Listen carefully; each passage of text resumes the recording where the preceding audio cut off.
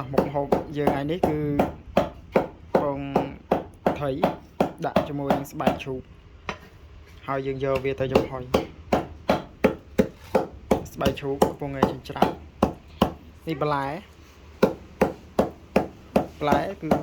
មានបន្លែគឺដាក់តាមចំណង់ចិត្តដែលយើងធ្វើជាម្លក់នេះលឹកស្បែករឿងជាមួយលឹកជីនេះត្រប់ស្រួយ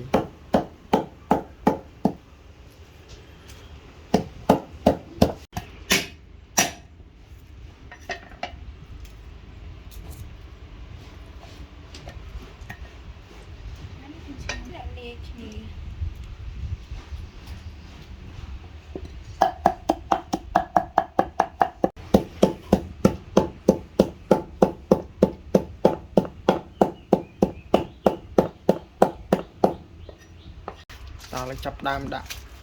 សាច់ជ្រូកស្បែកជ្រូកយើងចូលហើយនេះពងថៃយើងទិញពីផ្សារមកអានេះប៉ុណ្ណេះ 3000 អាហ្នឹងយើងត្រូវដាក់ទាំងអស់មែនហ្នឹងអញ្ចឹងយើងដាក់ខ្លះបើយើងទិញគេ 3000 មកបានច្រើនឥឡូវនេះយើងដាក់ពងទាកុំភ្លេចពងទាយើងគោះដាក់សចូលមុនណាហើយក្រហមទុកដាក់នៅខាងលើដើម្បីវាមានពណ៌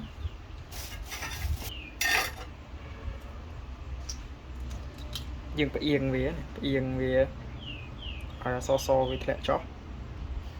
ហើយក្រហមហ្នឹងយើងយកទុកនៅក្នុងចានដើម្បីដាក់ពីលើនៅពេលដែលយើងចំហុយហ្នឹងណាតោះឥឡូវនេះយើងចាប់ដើមក្លុកឲ្យសោកឲ្យសាច់ស្បែកជ្រូកជាមួយនឹងពងថៃជាមួយនឹងពងទាហ្នឹងគឺវាច្បល់ឲ្យវាសោកចូលគ្នាមកហើយយើងចាប់ដើមដាក់គ្រឿងដូចជាប៊ីចេងស្ករមកតាមចំណង់ចិត្តរបស់យើង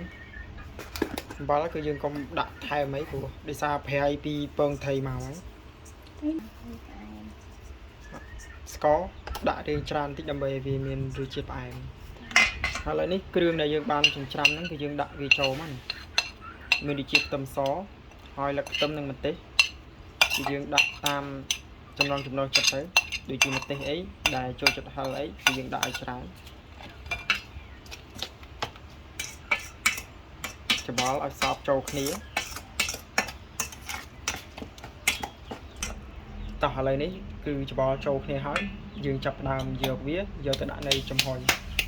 ឥឡូវគឺយើងចាប់ផ្ដើមដាក់ចំហុយជាមួយ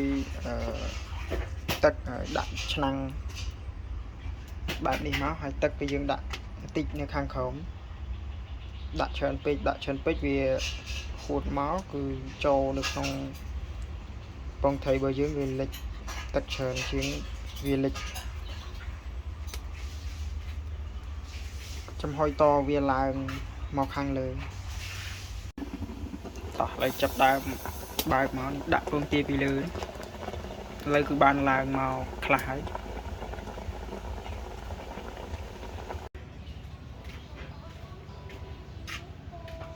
តោះឥឡូវនេះឆ្អិនហើយ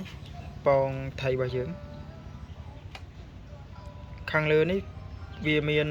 ពណ៌លឿងដោយសារយើងយកពងទាពណ៌ខមហ្នឹងគឺដាក់ពីលើវាម្លប់របស់យើង